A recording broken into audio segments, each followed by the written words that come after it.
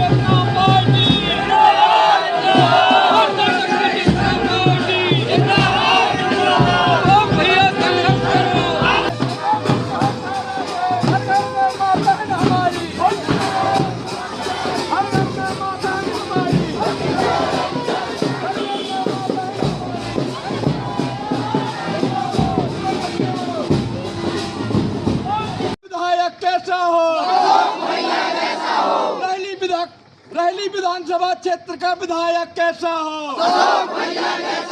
अशोक भाई संघर्ष करो, हम तुम्हारे साथ हैं। अशोक भाई संघर्ष करो, हम तुम्हारे साथ हैं। अभी तो ये अंगड़ाई है, आगे और लड़ाई है। अभी तो ये अंगड़ाई है, आगे और लड़ाई है। निकलो घरों दुकानों से, निकलो घरों दुकानों से, अशोक भाई संघर्ष करो, हम तुम्हारे साथ हैं। अशोक भाई संघर्ष करो, हम तुम्हारे साथ हैं। भारतीय शक्ति चेतना पार्टी जिंदाबाद, जिंदाबाद। भारतीय शक्ति चेतना पार्टी जिंदाबाद, जिंदाबाद। संध्या दीदी जिंदाबाद, संध्या दीदी जिंदाबाद। भारतीय शक्ति चेतना पार्टी जिंदाबाद, जिंदाबाद। भारतीय शक्ति चेतना पार्टी जिंदाबाद, जिंदाबाद। जी का यह संदेश हर घर में माँ बहन हमारी, हर घर में मानवता कायम रही। आज जो नशे के कारण युवा पीढ़ी भटक रही, छोटे छोटे बच्चों का भविष्य संकट में, जब एक व्यक्ति नशा करके अपने घर पर जाता है तो उस घर का पूरा माहौल खराब रहता है। उस घर के बच्चे डरे हुए रहते हैं, महिलाएं डरी हुई रहती हैं। इसलिए पूज्य गुरुवार के द्वारा भगवती मानव कल्याण संगठन के सदस्य गांव-गांव में 24 घंटे की मां भगवती की दिव्यता की सिद्ध होकर 40 पाठ का अनुष्ठान करते हैं कि जिससे समाज में लोग नशे से मुक्त चरित्रवान बन सकें, हर घर में मां की ज्योति जल सके। की जाए नगर से, परंतु उनकी सुनने वाला अब उनकी सरकार में भी नहीं बचा। नशा मुक्ति के क्षेत्र में तो पंडित गोपाल भार्गव भी संकल्प लेते हैं कि हम नशा मुक्त करेंगे। नहीं, उनके द्वारा सिर्फ संकल्प लिए गए, संकल्प लिए उन पर अमल नहीं किया आज तक। आज रहली विधानसभा क्षेत्र की हर गांव में कलाड़ियों के द्वारा जीप से नाजायज तरीके से शराब पहुंचाई जा रही है। आज किसी गांव में दूध की कमी हो सकती है, पानी की कमी हो सकती है, परंतु शराब की कमी रहली विधानसभा क्षेत्र में नहीं है। शराब हर गांव में हट गड्डी पर शराब बेची जा रही है। तो यहाँ ये बताइए रहली विधानसभा में अच्छा क्या हुआ है?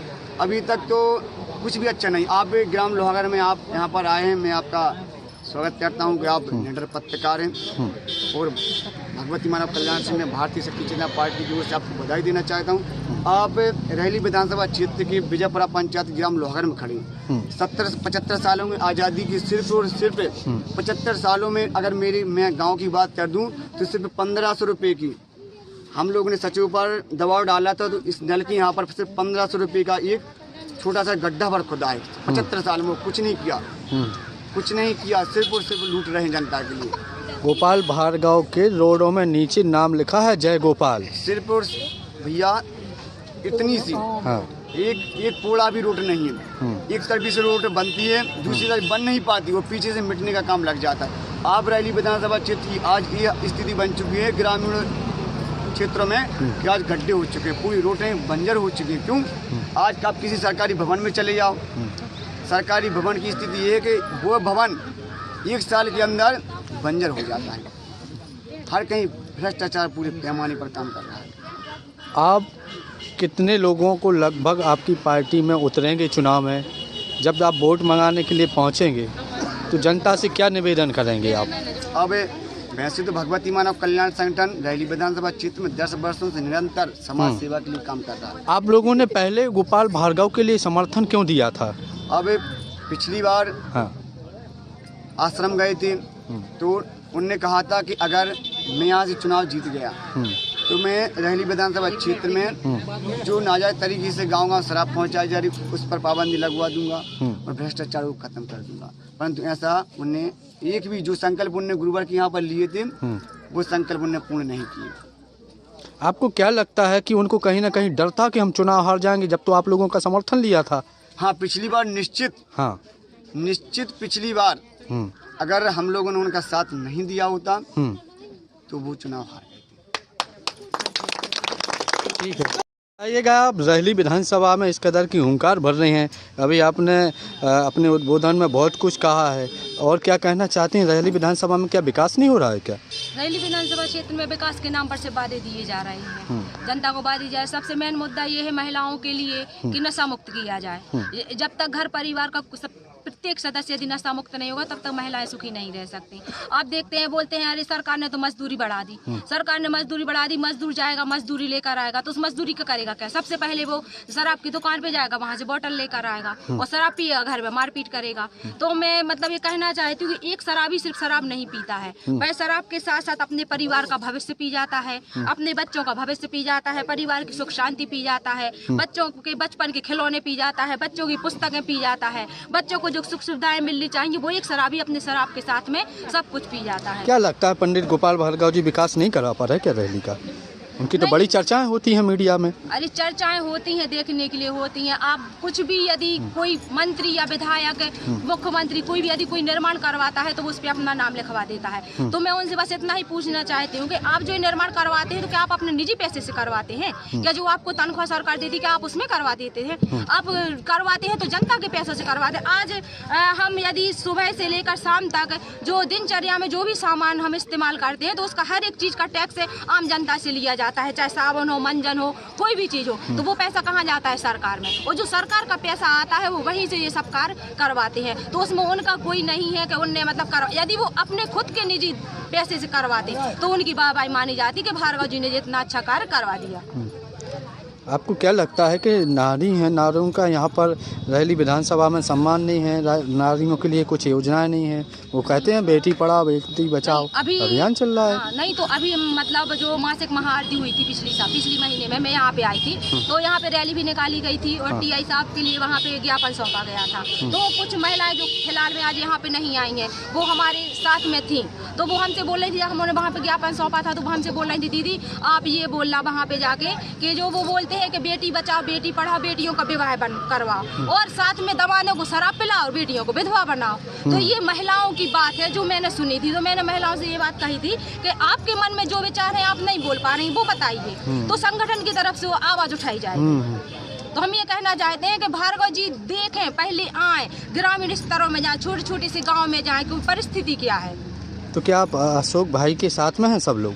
हाँ, पूरा संगठन इस बार क्या आप इस बार दमखम के चुनाव लड़ेंगे आप लोग? हाँ, इस बार भारतीय शक्ति चेतना पार्टी और भगवती मानव कल्याण संगठन के प्रत्येक कार्यकर्ता और अशोक भैया के साथ है। जितना प्रचार बनेगा हम लोग करेंगे क्षेत्र में।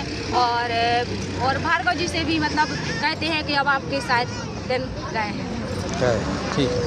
पंक्तियाँ कहना चाहती हूँ कि सच्चिदानंद भगवान हमारे हैं, हमें उनके बड़े सहारे हैं। सच्चिदानंद भगवान हमारे हैं, हमें उनके बड़े सहारे। परिवर्तन के दौर की मंजिल अभी बाकी है, परिवर्तन के दौर की मंजिल अभी बाकी है। ये तो जरा जरा से सारे हैं, तो जरा जरा से सारे हैं।